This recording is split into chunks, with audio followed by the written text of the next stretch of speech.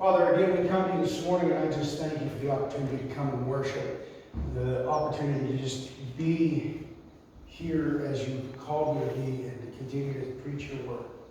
So, Father, I ask your blessing upon this message and upon the ears that hear it. Lord, I ask this in the name of Jesus Christ. Amen. Pull my mic down just a hair, or actually the main, I think. And I'm going to apologize to everyone right now because, as you can hear, my voice is not completely here. It's sinuses draining, and yeah, for those of you who know me, it's a constant struggle, and it's a constant frustration. So, with that being said, I want to talk to you real quick about frustrations. Because we all have them. We all have things in our lives that are driving us nuts, that are getting on our nerves. We have people that are really getting under our skin, really pushing us, circumstances with lockdown, with not working, with all this stuff that's going on. We have all these things really pushing and frustrating us. I want to talk to you about that this morning. And I want to read to you out of Colossians 3, and excuse me, as my sinuses are draining, I'm going to cough a little bit, and I apologize. Colossians 3, verses 1 through 14. And as normal, I will be stopping periodically throughout this to break it down a little bit. Colossians 3. Since you have been raised to new life with Christ, set your sights on the real realities of heaven, where Christ sits in the place of honor at God's right hand. Think about the things of heaven, not the things of earth, for you died to this life, and your life is hidden with Christ in God. Paul is talking to those who have committed their lives to Christ, those who have said, yes, I will walk with you. He says the person you were before saying yes is no longer alive.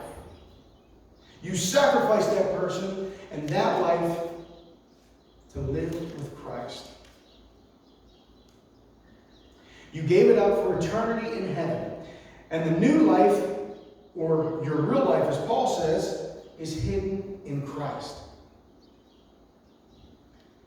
Verse 4, and when Christ, who is your life, is revealed to the whole world, you will share in his glory. Let me see if I can break that down a little bit. You know what? Tired of walking back to this. This is different. I usually don't carry this around with me. Verse 4, and when Christ, who is your life, is revealed to the whole world, you will share in his glory. Let me see if I can understand this a little bit better. You are no longer who you were, but are now within Jesus. And Jesus is within you. And this makes you in God and he in you. Does this sound familiar at all? I think I preached this a couple weeks ago. You have given up who you were and became one with God. So verse 5 says, put to death the sinful, earthly things lurking within you. Have nothing to do with sexual immorality, impurity, lust, and evil desires. Do not be greedy, for a greedy person is an idolater, worshiping the things of this world. Because of these sins, the anger of God is coming. The anger of God is coming for those who are willingly giving in to sin. The anger of God is coming for those who disregard what God says. And for that, his anger is on them.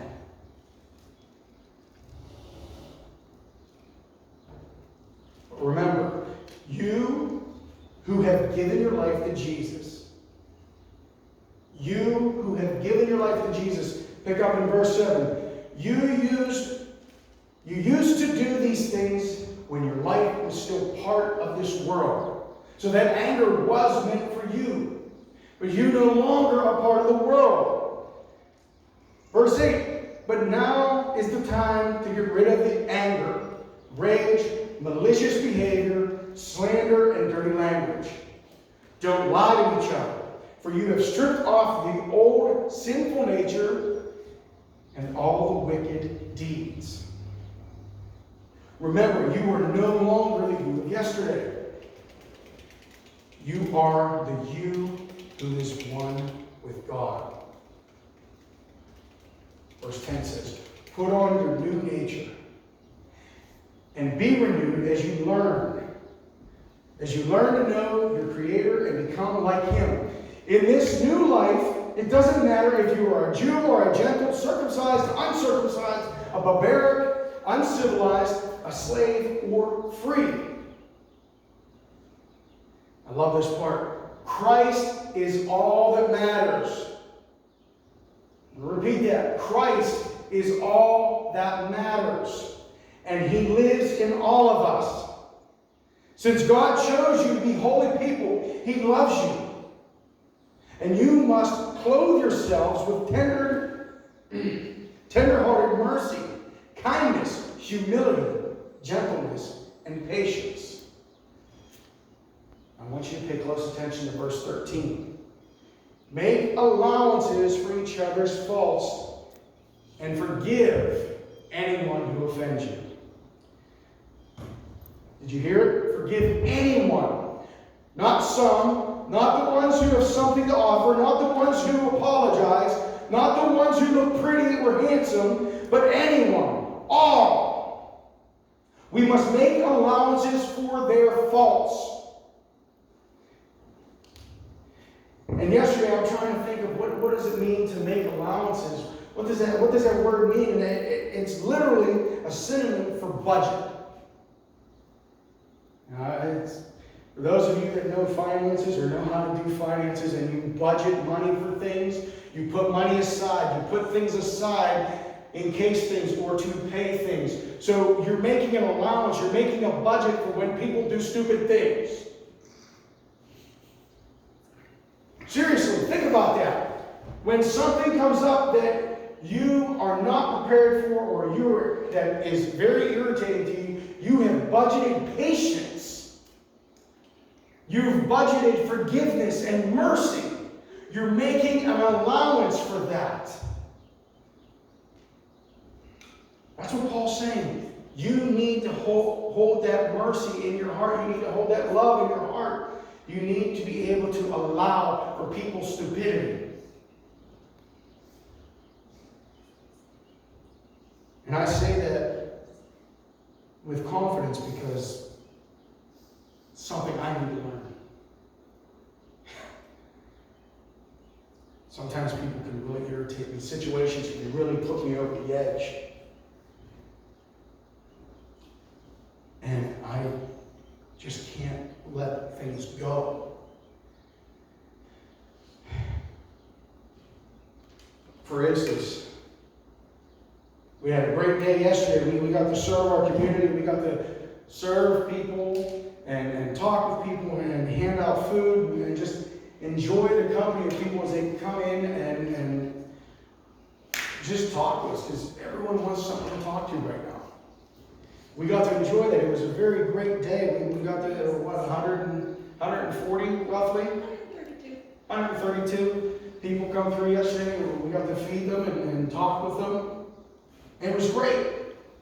And as we left here last night, we're driving home, and a deer decided to attack our van. And when I say attack the van, it took out the whole front end. So yeah, I was frustrated. I was angry about that. No, I asked if the deer was okay. Was the deer okay? No, the deer's not okay. My family's okay. We're okay.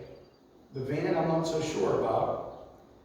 But I was frustrated. I wasn't angry because it's going to cost money to fix it, because we budgeted for that. We have an emergency. We can use that. What angered me is it happened. I didn't budget in my mind, I didn't budget or make an allowance for, hey, it happens. The old bumper sticker from the late 80s, it happens. I'm not going to say the rest of it. But if you watch Forrest Gump, you'll get the reference. But I didn't make an allowance for it, so it frustrated me, it angered me, because it's not what I wanted to happen. And a lot of times things happen that we don't want to happen. We need to allow for that. Especially with our walk with God. A lot of us look at our walk with Christ and as a straight line, we're going to go, okay, here to God. I'm walking with you. You ever seen the cartoon that says, my thoughts of walking with God? And the actual path, and it's loop-de-loops and up hills, down mountains, and through rivers, and that's the truth.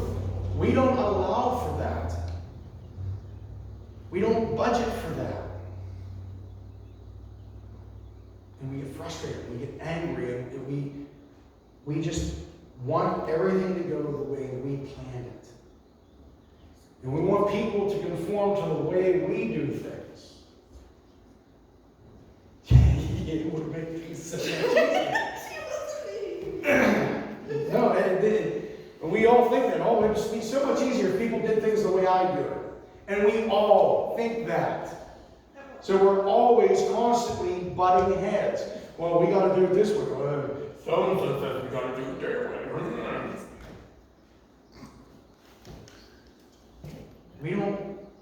We don't allow for it. We don't allow for it.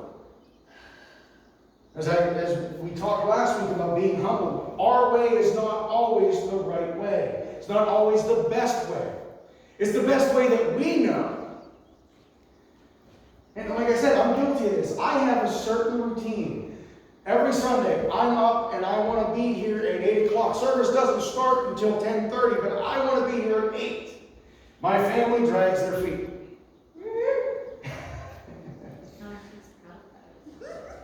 And I expect those who are in ministry with me to be here early, and usually are here at 2 minutes before service. And it's not, and yes, it's frustrating at times, but I don't allow for that. Even though I know it's happening, I don't allow for it. I get angry. I get frustrated. And I'm getting made fun of back here.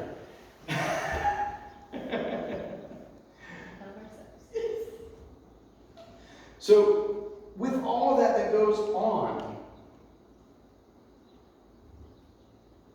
we have to make allowances for it. We have to be prepared for stupid things to happen, irritating things to happen. And when people do things that we feel are stupid or irritating, we cannot, and I'm going to repeat that, we cannot hold it against them. We need to forgive them, and we need to move on. Because the rest of verse 13 says, remember the Lord first forgave you, so you must forgive others. Now think about that. The Lord, our God, forgave us in our stupidity. He forgave us for doing stupid things. Saying stupid things, doing stupid things, ignoring what He's told us, irritating Him. He's forgiven us. He not only forgave us, but He pardoned us. And then He welcomes us into His family and says, you are now part of me. He adopted us. Verse 14 continues on. Above all, clothe yourselves with love, which binds us all together in perfect harmony. And let the peace that comes from Christ rule over your heart. For as members of one body, you are called to live in peace, and always be thankful. So those of you who have said yes to Christ, those of you who said, I will walk with you, I want to be with you, you are one with Him and one with God. together in love that brings you into harmony with each other, which brings you into harmony as a family with all who are walking with God. So let's quit playing church. Let's quit playing this game of, well, if we come on Sunday morning, or if we log in Sunday morning as we're sitting at home in our pajamas, if we watch or we come in at Tuesday or Thursday and watch a message, we're doing our part, we're going to church, we're a Christian. No. Quit playing church and start living it. Look around you. Look at the so-called Christians, the self-proclaimed Christians who are constantly looking for flaws in others. They're constantly nitpicking your walk. Constantly looking to fight and argue that you are doing it wrong. Who are always negative and self-righteous. And this doesn't just mean during service. It doesn't just mean during social gatherings. Look at their life. Paul says that we are to be changed, that our old self is gone, that we become new people, new creation in Christ. And that we are hidden within Christ. So let me ask you this. If you proclaim to be a Christian, a follower of Christ, someone who walks with Him, when you speak, do people hear Christ? Do they hear the words of Jesus? When you walk down the street, do they see Jesus walking down the street? Do they hear His voice? Do they feel His love?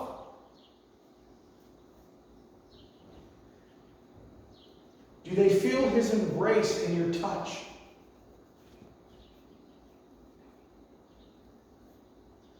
If the answer is no, then you have not changed.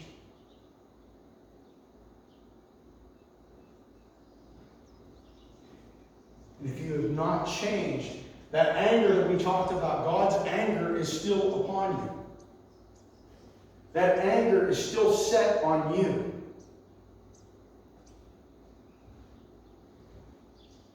God has made allowances for you. Start making allowances for each other.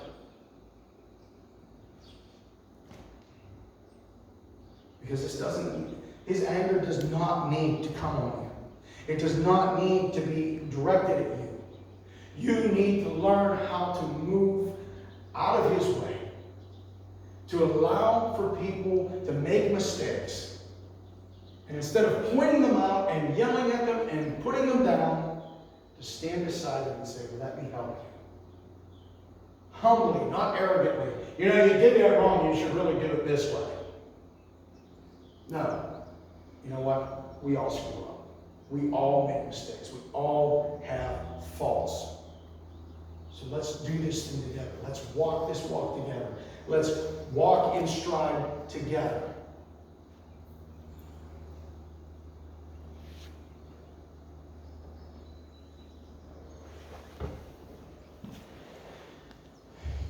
You have the ability and you have the duty to forgive people.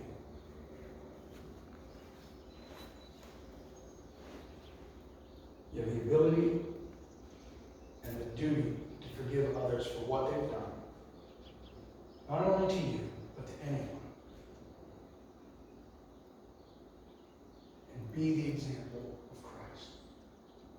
Let Him shine through you. Let Him be one with you.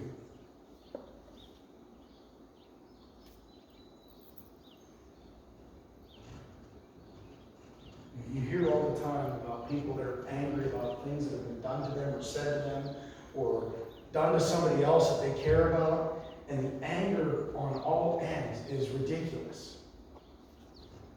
It's literally sickening. It makes people physically ill. They're so angry at people. I remember we had one of our friends from the Gideons come in and was speaking here a few years ago. And he told us a story about going, one of the other Gideons going into a prison to speak. And if I remember the story correctly, his son had been murdered, or someone in his family had been murdered. He went into the prison, he was sharing the gospel in prison. And the man that murdered his family member was sitting there listening. Can you imagine sitting there and listening to that? And being the one delivering the message, and the man hearing the message, and he comes up to him and says, I am so sorry for what I've done. I can't give you back anything that I've taken. But can you forgive me? Think about this for a minute. Could you forgive someone for that? Could you find it in your heart to forgive them? Put yourself in that situation. We're told to. And ultimately, he did. He forgave them. And if my memory is correct, if I remember this story correctly, they are actually doing ministry together.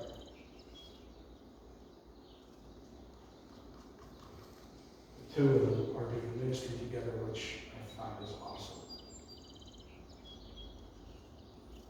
The murderer of his family is doing ministry alongside him because they learned to work together. They've made allowances for the differences in their lives and for the pain and hurt. That is what we are called to do. To show the love of Christ. I mean, even the disciples irritated Jesus. Think about that. 12 men walking together, arguing back and forth. Well, I'm the greatest. I'm the greatest. I'm better than you are. And Jesus is like, will you guys shut up? Hey. I don't know how many times he said to them, how long do I have to walk with you? Meaning, how thick is your head? Do you not understand what I'm telling you?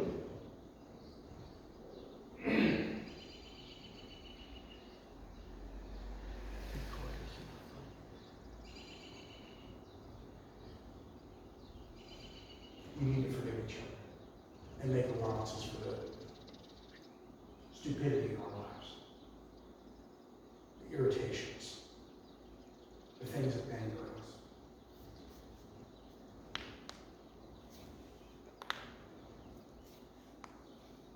So let go of who you were yesterday.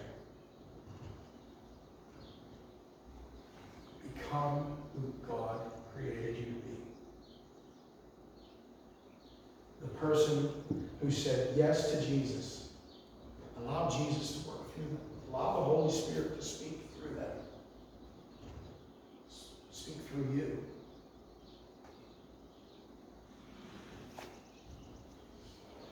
Become a person of God. Not of our own wants and desires. Not of our old self who is now dead. We should have let them die. As I said to my wife this morning, I don't deserve what God has given me. I don't deserve the love that He pours out on me. I don't deserve it. But I'm gracious for it. Because He allows for my stupidity and my anger and my irritation. Quit laughing at me.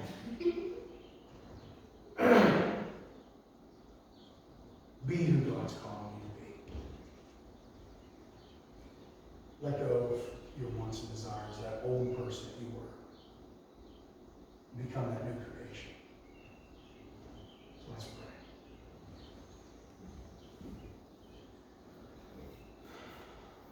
Father, we come to you and we just thank you again. We thank you for giving us the opportunity to live and worship and to grow closer to you. I ask for you to continue to just pour into us that peace and that love. Continue to guide us and remind us that the love that you pour out onto us, we're to pour out onto others. It's not just for us. Help us to understand. Help us to just continue to share your word with those around us and all who can hear our voice. Whether it's with a smile, whether it's in an action, whether it's vocally, Lord, whether it's anonymously, let them feel your presence. And Lord, when people irritate us, when they get under our skin, when they do stupid things and we're going, what? Remind us that we've done the same to you. And that we need to allow for that. And it doesn't mean giving them a pass. It just means we need to allow for those things to happen. We have to budget our time and our resources for stupid things to happen. Because they will. Things will get in our way that we don't expect. But they cannot get in the way of our walk with you. And that's the whole point of this story. Nothing should get in between me and you, or anyone else in you. So, Father, I ask you to continue to remind us this, continue to raise us up to be more like you every day. And it's in Jesus' name that we